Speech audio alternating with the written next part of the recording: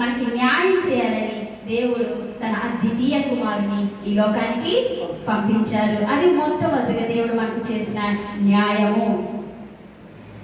తర్వాత చూడండి మత్తయి సువార్త 12వ అధ్యాయము 10వ వచనం. మత్తయి సువార్త 12:10 నేను త్వరగా చెప్పేస్తాను.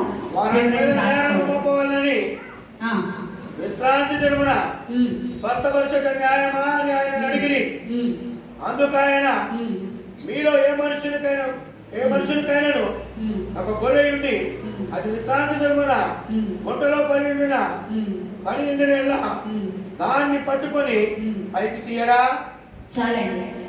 ఇక్కడ యేసు ప్రభువులో తప్పు వెతకాలని తిరిగే కొంతమంది మనుషులు విశ్రాంతి దినాన్న నీవు స్వస్థపరిచావు, ఇది న్యాయమా అని ఎవరు నమ్ముతారండి?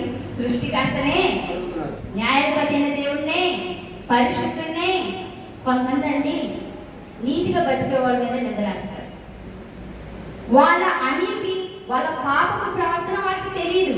ఎదుటి వాళ్ళ మీద నిందలు వేయాలని చూస్తూ ఉంటారు. వీళ్ళ ప్రార్థన చేసి అబ్బో ప్రార్థన చేస్తారు, అబ్బో